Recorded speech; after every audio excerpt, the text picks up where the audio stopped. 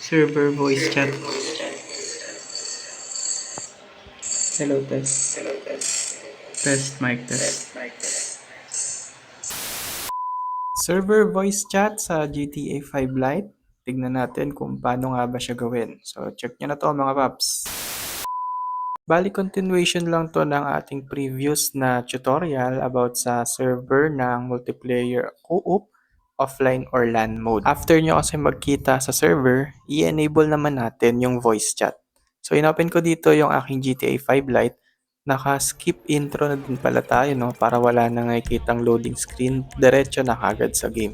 So, gagawin din natin yan ng tutorial sa next video natin. So, dito, pag in-F9 nyo yung multiplayer co-op nyo, kapag meron na kayong voice chat, ganito yung itsura ng multiplayer co-op. May nadagdag na isang function or isang menu. Yung microphone or na-detect nyo na yung microphone ng device nyo.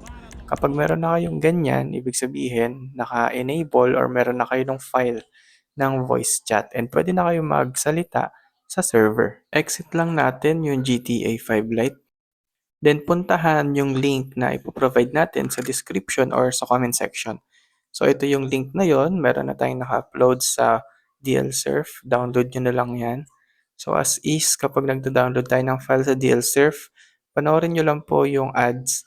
Huwag nyo po yan i-skip para ma-download nyo ito ng libre at walang bayad yung file.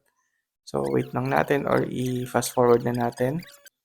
Click nyo yung free download and click nyo lang yung verify para ma-download natin yung file. Same sa other files, download, save, and extract sa GTA data folder.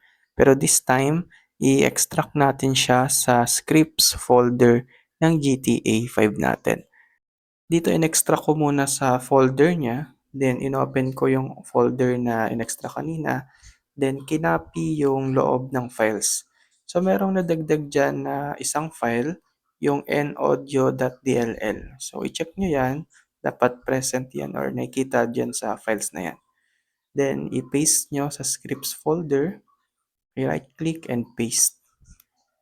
So replace nyo lang, ayan. So ayan yung naudio.dll na na-add sa ating scripts folder. So try natin i-open yung GTA 5 kung meron ng microphone or input device. Okay, fast forward na lang natin to kahit naka-skip intro na tayo. So, mabilis na lang yan, papasok na kagad. So press nyo lang F9 sa client settings, dapat makita nyo na yung input device.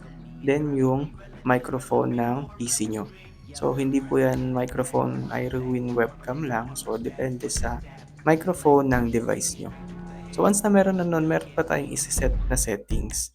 So punta kayo sa settings ng game, press escape, then settings, punta kayo sa voice chat. So kapag first time nyo pa lang siya i-enable, naka-off pa yung voice chat. So i-click nyo yung on, then isagad nyo lahat ng volume, lahat ng slider, yan, sa output device, yung sa speaker, then sa talking, yung microphone.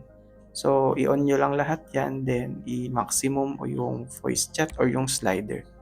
Then, dito sa voice chat mode, hindi ko pa na-testing yung voice chat. Okay. Push to talk pa lang na testing natin. So, sa push to talk, meron kayong ipipress na button which is letter N para makapagsalita kayo. Kapag hindi nyo press yung letter N, tapos nagsasalita kayo, hindi kayo maririnig. So, press nyo muna yung letter N, may lalabas na signal icon sa baba, then saka kayo magsalita para makita or marinig yung sinasabi nyo. Dito tinesting ko sa dalawang laptop yung voice chat. Bali nagsalita ako doon sa isang laptop and naririnig naman sa kabilang laptop. So nag-e-echo lang siya kasi naririnig din ng isa ko pang laptop yung sinasabi ko. Kaya siya nag-e-echo. So try nyo na mga paps sa mga PC nyo or check nyo kung gagana. Thank you! Hello mic test. Test 1, 2, 3. Hello.